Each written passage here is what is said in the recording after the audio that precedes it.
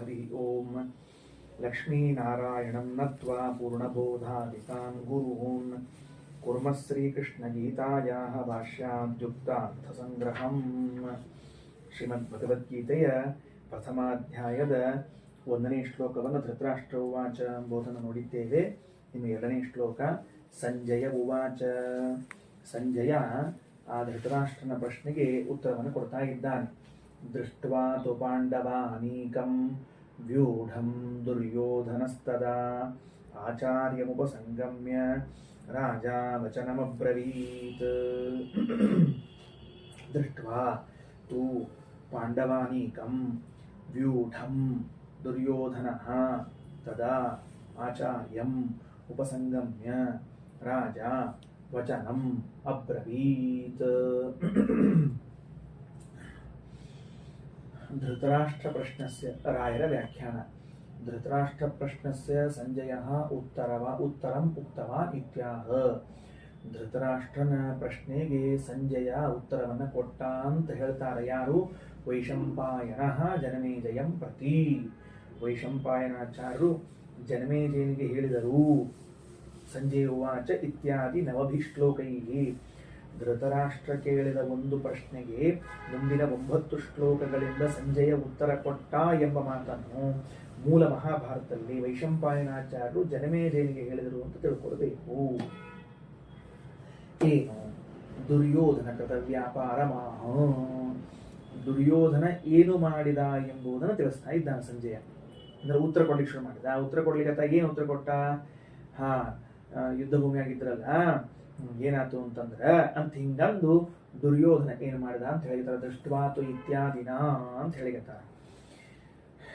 ದೃಷ್ಟ್ವಾತು ಪಾಂಡವಾನಿ ಕಮ್ಮದ ಅಲ್ಲಿರುವ ತು ಎಂಬ ಒಂದು ಅವ್ಯಯವನ್ನ ರಾಯರು 2 ಕಡೆಗೆ ಅನ್ವಯ ಮಾಡಿ ತೋರಿಸ್ತಾರೆ. ಒಂದೇ ಕಡೆಗೆ ಮಾಡಬೇಕು ಅಂತೇನಿಲ್ಲ. ತು ಎಂಬ ಪದವನ್ನ 2 ಕಡೆಗೂ ಮಾಡ್ಲಿಕ್ಕೆ ಬರ್ತದ. ಏನು? ದುರ್ಯೋಧನಸ್ತು ರಾಜ. ದುರ್ಯೋಧನನಾದರೋ ರಾಜನು ಅಥವಾ ರಾಜನಾದ ದುರ್ಯೋಧನನಾದರೋ ಹಿಂಗೆ ಹೇಳ್ಬೇಕು. ದುರ್ಯೋಧನಸ್ತು ರಾಜ ಅಂದ್ರೆ ರಾಜನಾದ ದುರ್ಯೋಧನನಾದರೋ ತದಾ ಯುದ್ಧಾರ್ಥಂ ಮಿಲಿತ ಸಮಯೇ. ತದಾ ಶಬ್ದದಲ್ಲಿ ಮೂಲದಲ್ಲಿ ಯುದ್ಧಕ್ಕಾಗಿ ಸೇರಿದ ಸಮಯದಲ್ಲಿ ವ್ಯೂಢಂ ವ್ಯೂಹಾತ್ಮನ ರಚಿತಂ ವ್ಯೂಹ ರೂಪದಲ್ಲಿ ನಿಂತಿರುವಂತಹ ಪಾಂಡವ ಸೈನ್ಯವನ್ನು ದೃಷ್ಟ್ವಾ ತೂ ಮತ್ತ ಆ ತೂಕಾರವನ್ನು ಇಲ್ಲೊಂದ್ಸಲ ಮಾಡಿಕೊಂಡು ಅದಕ್ಕೆ ಏವಕಾರ ಅರ್ಥ. ದೃಷ್ಟ್ವೈವ ಇತಿವಾ ತೋರನ್ಮಯ ನೋಡಿದ ಕೂಡಲೇನೇ. ದ್ರೋಣಾಚಾರ್ಯ ಸಮೀಪಂ ಆಗತ್ಯ ವಚನಮುವಾಚ. ದ್ರೋಣಾಚಾರ್ಯ ಹತ್ರಕ್ಕೆ ಬಂದು ಮುಂದಿನ ಮಾತನ್ನ ಹೇಳಿದ್ದಾನೆ. ತಿಳಿತಾ? ಈಗ ಇಲ್ಲೇನು ದುರ್ಯೋಧನ ಅಂತ ಹೇಳ್ತಾ ಇದ್ದೇವೆ. ಈ ದುರ್ಯೋಧನ ಯಾರು ಅಂತ ಶ್ರೀಮದಾಚಾರ್ಯರು ಮಹಾಭಾರತ ತಾತ್ಪರ್ಯ ನಿರ್ಣಯದ 12ನೇ ಅಧ್ಯಾಯದ 38ರಿಂದ 41 ಶ್ಲೋಕದವರೆಗೆ ಅವನ ಸ್ವರೂಪವನ್ನು ಪರಿಚಯ ಮಾಡಿಸಿದ್ದಾರೆ. ಹೂ ಈಸ್ ದುರ್ಯೋಧನ ಅಂತ ಕೇಳಿದ್ರೆ, ಕಲಿಹಿ ಸುಯೋಧನೋ ಅಜನಿ ಪ್ರಭೂತ ಬಾಹುವೀರ್ಯ ಯುಕ. ಕಲಿಯೇ ಸುಯೋಧನ ಎಂಬ ಹೆಸರಿನಿಂದ. ಸುಯೋಧನ ಆರ್ ದುರ್ಯೋಧನ ಎರಡು ಒಂದೇ ಹೆಸರು. ಮಹಾಭಾರತದಲ್ಲಿ ಅನೇಕ ಬಾರಿ ಇವನಿಗೆ ಸುಯೋಧನ ಅಂತೂ ಕರೆದಿದ್ದಾರೆ, ದುರ್ಯೋಧನ ಅಂತೂ ಕರೆದಿದ್ದಾರೆ. ಇವನು ಇನ್ನೊಬ್ಬರ ಜೊತೆಗೆ ಯುದ್ಧಕ್ಕೆ ನಿಂತರೆ ಸುಯೋಧನ, ಇನ್ನೊಬ್ಬರು ಇವನ ಜೊತೆಗೆ ಯುದ್ಧಕ್ಕೆ ನಿಂತರೆ ದುರ್ಯೋಧನ. ಸುಯೋಧನ ಅಂಡ್ ದುರ್ಯೋಧನ ಎರಡೂ ಅವನ ಹೆಸರುಗಳೇ. ತಾನು ಯುದ್ಧಕ್ಕೆ ನಿಂತು ಬಿಟ್ರೆ ಅನಾಯಾಸವಾಗಿ ಯುದ್ಧ ಮಾಡಿಬಿಡ್ತಿದ್ದ. ಇನ್ನೊಬ್ಬರು ಇವನ ಜೊತೆಗೆ ಯುದ್ಧಕ್ಕೆ ನಿಂತುಕೊಂಡ್ರೆ ದುರ್ಯೋಧನ ಬಿಟ್ಟು ಕೊಡ್ತಿದ್ದಿಲ್ಲ. ಅದಕ್ಕೆ ಕಲಿಹಿ ಸುಯೋಧನೋ ಅಜನಿ ಪ್ರಭೂತ ಬಾಹುವೀರ್ಯ ಯುಗ. ಬಹಳ ಅಂದ್ರೆ ಬಹಳವಾದ ಬಾಹುಬಲಗಳಿಂದ ಕೂಡಿದಂಥವನು. ಸ್ವಾರಸ್ಯ ಶ್ರೀಮದಾಚಾರ್ಯ ಹೇಳುತ್ತಾರೆ, ಪ್ರಧಾನ ವಾಯು ಸನ್ನಿಧೇಹೆ ಬಲಾಧಿಕತ್ವಮಸ್ಯ ತತ್.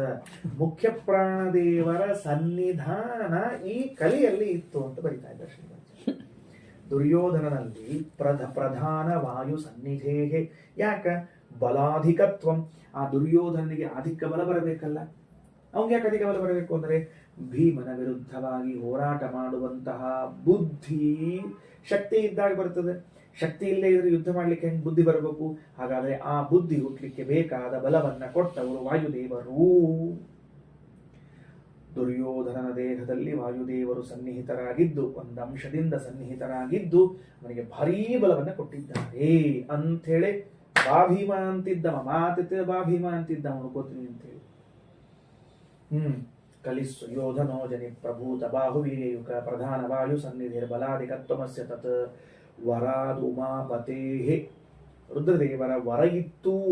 ತತಃ ಕಲಿಹಿ ಸಹ ದೇವಕಂಠಕ, ದೇವತೆಗಳಿಗೆ ಕಣ್ಮುಳ್ಳಾದ, ಹೊಟ್ಟೆಯಲ್ಲಿ ಕಾಲಿಗೆ ಮುಳ್ಳಾದ ಈ ಕಲಿ ರುದ್ರದೇವರ ವರದಿಂದ ಬಭೂವ ಹುಟ್ಟಿಕೊಂಡ, ವಜ್ರಕಾಯಯುಕ ವಜ್ರದೇಹದಿಂದ ಕೂಡಿಕೊಂಡವನಾಗಿ ಹುಟ್ಟಿ ಬಂದಿದ್ದಾನೆ. ಇದಿಷ್ಟು ಒಂದೇ ಮಾತಿನಲ್ಲಿ ದುರ್ಯೋಧನ ಪರಿಚಯ ಮಾಡಿಸ್ರಿ ಅಂತಂದ್ರೆ ಪರಿಚಯ ಮಾಡಿಸ್ಬೇಕು. ಸರಿ, ಮುಂದೆ 3ನೇ ಶ್ಲೋಕ. ಈ 3ನೇ ಶ್ಲೋಕದಲ್ಲಿ ಬಂದು ಏನ್ ಹೇಳಿದವ ದ್ರೋಣಾಚಾರ್ಯರಿಗೆ? ಆಚಾರ್ಯ ಉಪಸಂಗಮ್ಯ ರಾಜ ವಚನಮಬ್ರವೀತದ ಹಿಂದಿನ ಶ್ಲೋಕದಾಗ ದ್ರೋಣಾಚಾರ್ಯ ಕಡೆಗೆ ಬಂದು ದುರ್ಯೋಧನ ಮಾತನಾಡಿದ. ಏನು? ಪಶ್ಯೈತಾಂ ಪಾಂಡುಪುತ್ರಾಣಾಂ ಆಚಾರ್ಯ ಮಹತೀಂ ಚ ಮೂಂ ವ್ಯೂಢಾಂ ಧ್ರುಪದ ಪುತ್ರೇಣ ತವ ಶಿಷ್ಯೇಣ ಧೀಮತಾ. ಏತಾಂ ಪಾಂಡುಪುತ್ರಾಣಾಂ ಮಹತೀಂ ಚ ಮೂಂ ಪಶ್ಯ. ಹೇ ಆಚಾರ್ಯ, ಎಲೆ ದ್ರೋಣಾಚಾರ್ಯರೇ, ನೋಡಿ. ಏನ ನೋಡಬೇಕು? ಪಾಂಡುಪುತ್ರಾಣಾಂ ಮಹತೀಂ ಚ ಮೂಂ, ಪಾಂಡವರ ಈ ದೊಡ್ಡ ಸೇನೆಯನ್ನ ಕಣ್ಣಾರೆ ನೋಡ್ರಿ.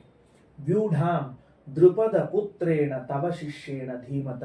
ತವ ಶಿಷ್ಯೇಣ ದ್ರುಪದ ಪುತ್ರೇಣ ಧೀಮತ, ದ್ರುಪದ ಪುತ್ರೇಣ ವ್ಯೂಢಾಂ, ಅವರ ಕಡೆಗೆ ಸೇನಾಧಿಪತಿಯಾದ ನಿಮ್ಮ ಶಿಷ್ಯನಾದ ದ್ರುಪದನ ಮಗನಾದ ದೃಷ್ಟದ್ಯುಮ್ನನಿಂದ ವ್ಯೂಢಾಂ, ವ್ಯೂಹಾಕಾರದಲ್ಲಿ ನಿಲ್ಲಿಸಲ್ಪಟ್ಟ ಆ ಸೇನೆಯನ್ನು ನೋಡ್ರಿ.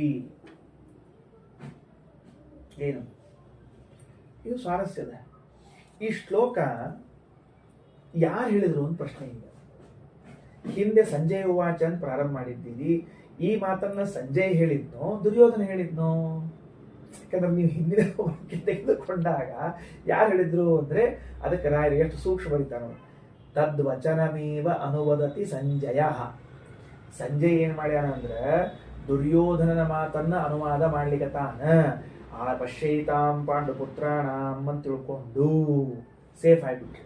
ಇಲ್ಲ ಅಂದ್ರೆ ಈ ವಾಕ್ಯವನ್ನ ಸಂಜಯ್ ಹೇಳಿದ ಅಂದ್ರ ಸಂಜಯ್ ಹೇಳಿ ಚಾನ್ಸೇ ಇಲ್ಲ. ಸಂಜಯ್ ಹೇಳಿ ದುರ್ಯೋಧನ ಹೇಳ್ಯಾನ ಅಂದ್ರ ಸಂಜಯ್ ವಾಚ ಅಂತ ಹಿಂದೆ ಹೇಳಿ ಕೂತ್ಬಿಟ್ಟಿರಿ. ಅದಕ್ಕೆ ಏನ್ ಮಾಡಿದ ರಾಯರು ಅಂತಂದ್ರೆ ತದ್ವಚನಮೇವ ಅನುವದತಿ. ಹಿಂದಿನ ಶ್ಲೋಕಕ್ಕೆ ರಾಯರು ಏನ್ ಬರ್ದಾರ? ತದ್ ದುರ್ಯೋಧನ ಕೃತ ವ್ಯಾಪಾರ. ದುರ್ಯೋಧನ ಏನ್ ಕೆಲಸ ಮಾಡಿರ ಅಂತ ಹೇಳಿದ್ರೆ ಈ ಶ್ಲೋಕಕ್ಕೆ ದುರ್ಯೋಧನ ಏನ್ ಮಾತಾಡಿದ ಎಂಬುದನ್ನ ಹೇಳಿರ್ತಾರೆ. ಒಂದು ಶಬ್ದ ರಾಯರು ಅಷ್ಟು ಬರ್ದಾರದ ವಿವರಣೆ ಕೊಟ್ಟಿರ್ತಾರೆ ಅಂತ ಅರ್ಥ. ಪಶ್ಯೈತಾನ್ ಇತ್ಯಾದಿ. ಹೇ ಆಚಾರ್ಯ, ಎಲೆ ದ್ರೋಣಾಚಾರ್ಯರೇ, ತವ ಶಿಷ್ಯೇಣ ಧೀಮತಾ ದೃಷ್ಟದ್ಯುಮ್ನೇನ ವ್ಯೂಢಾಂ ಪಾಂಡುಪುತ್ರಾಣಾಂ ಏತಾಂ ಮಹತೀಂ ಚಮೂಂ ಸೇನಾಂ ಪಶ್ಯ. ನಿಮ್ಮ ಶಿಷ್ಯರಾದ ಬುದ್ಧಿವಂತನಾದ ಧೀಮತಾ ದೃಷ್ಟದ್ಯುಮ್ನಿಂದ ವ್ಯೂಢಾಂ ಸೇನಾಕಾರವಾಗಿ ನಿಲ್ಲಿಸಲ್ಪಟ್ಟ, ವ್ಯೂಹಾಕಾರವಾಗಿ ಅಂದ್ರೆ ಮಕರ ವ್ಯೂಹ, ಶೇನವ್ಯೂಹ, ಶಕಟ ವ್ಯೂಹಗಳು ಅಂತ ಯುದ್ಧದಲ್ಲಿ ನಾನಾ ವ್ಯೂಹಗಳನ್ನು ಹೇಳ್ತಾರೆ. ಆ ವ್ಯೂಹಾಕಾರದಲ್ಲಿ ನಿಲ್ಲಿಸಲ್ಪಟ್ಟ ಪಾಂಡುಪುತ್ರರ ಏತಾಂ ಮಹತೀಂ ಚಮುಂ, ಈ ದೊಡ್ಡದಾದ ಸೇನೆಯನ್ನ ಪಶ್ಯ ನೋಡು ಅಂತ ಹೇಳಿದರು. ಇಲ್ಲಿ ಈ ದೃಷ್ಟದ್ಯುಮ್ನ ಹಾಗೂ ದ್ರೋಣಾಚಾರ್ಯರು ಯಾರು ಅಂತ ಪರಿಚಯ ಮಾಡ್ಕೋಣಂತ. ದ್ರೋಣಾಚಾರ್ಯ ಯಾರು ಅಂತ ಹೇಳಿದ್ರೆ ಶ್ರೀಮದಾಚಾರ್ಯರು ಮಹಾಭಾರತ ತಾತ್ಪರ್ಯ ನಿರ್ಣಯದ 11ನೇ ಅಧ್ಯಾಯದ 65 ಹಾಗೂ 66ನೇ ಪದ್ಯದಲ್ಲಿ ವಿವರಣೆ ಮಾಡ್ತಾರೆ.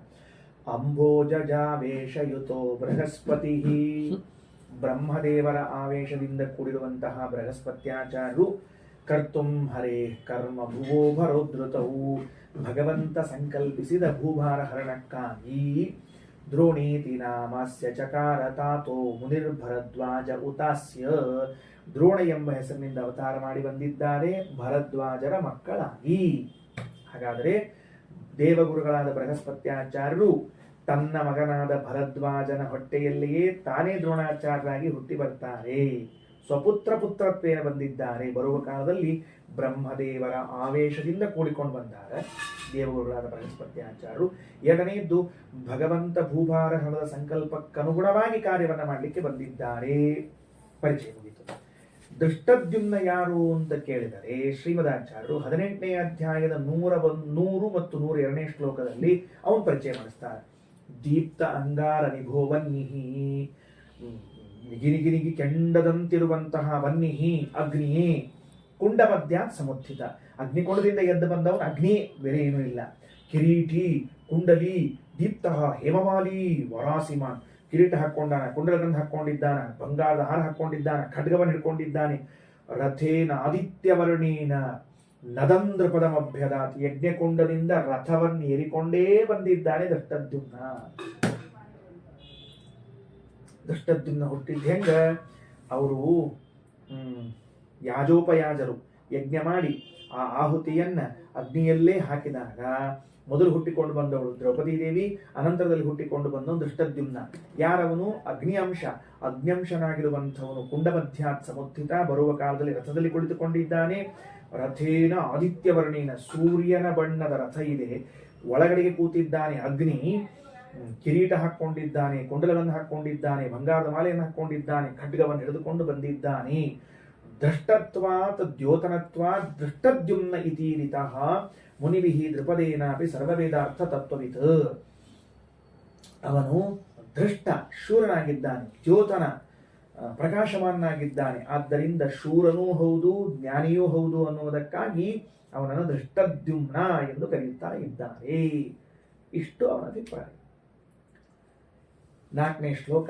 ಅತ್ರ ಶೂರ ಮಹೇಶ್ವಾಸಾಹ ಭೀಮಾರ್ಜುನ ಸಮಾಯುಧಿ ಯಯುಧಾನೋ ವಿರಾಟಶ್ಚ ದೃಪದಶ್ಚ ಮಹಾರಥಃ. ಅತ್ರ ಸೇನಾಯಾಮ್, ರಾಯರು ಬರೀತಾರ, ಈ ಸೇನೆಯಲ್ಲಿ ಮಹೇಶ್ವಾಸಾಹ ಮಹಾಧನುಷ್ಕಾಹ, ದೊಡ್ಡ ಬಿಲ್ಗಾರರು, ಅಂದ್ರೆ ಬಿಲ್ ಹಿಡಿದುಕೊಂಡು ಹೋರಾಡುವರಲ್ಲಿ ನಾಮಿ ಹೇಮಿ ಪ್ರಸಿದ್ಧ ಇದ್ದವರು. ಎಂಥವರವರು?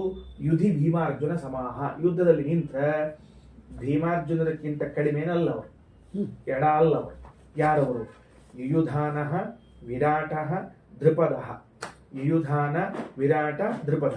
ಈ ಮತ್ತೆ ದೃಪದಶ್ಚ ಮಹಾರಥ ಅಂದಿದ್ದೀರಿ. ಮಹಾರಥ ಎಂಬುದನ್ನು ಎಲ್ಲಿಟ್ಕೋಬೇಕು ಅಂದ್ರೆ ಪ್ರತ್ಯೇಕ ಮನ್ವೇತಿ. ಮಹಾರಥ ಯಯುಧಾನ, ಮಹಾರಥ ವಿರಾಟ, ಮಹಾರಥ ದೃಪದಶ್ಚ ಅಂತ ಅನ್ವಯ ಮಾಡಿಕೊಳ್ಳ್ರಿ. ಕೆಳಗ ರಾಯರು ಮಹೇಶ್ವಾಸಾಹ ಮಹಾಧಾನುಷ್ಕಾಹ ಯುಧಿ ಭೀಮಾರ್ಜುನ ಸಮಾಹ ಶೂರಾಹ ಸಂತಿ. ಯುದ್ಧಕ್ಕೆ ನಿಂತಾಗ ಭೀಮಾರ್ಜುನ ಸಮರಾದ ಶೂರಿದ್ದಾರೆ. ತೇಕೆ ಯಾರವರು ಅಂದ್ರೆ ಯಯುಧಾನ ಇತ್ಯಾದಿನ. ಮಹಾರಥ ಇತಿ ಪ್ರತ್ಯೇಕ ಮನ್ಯೇತಿ, ಮಹಾರಥ ಎಂಬುದು ಪ್ರತ್ಯೇಕ ಅನ್ವಯಿಸಲ್ಪಡುತ್ತದೆ. ಶ್ರೀಕೃಷ್ಣ ಅರ್ಪಣಮಸ್ತು.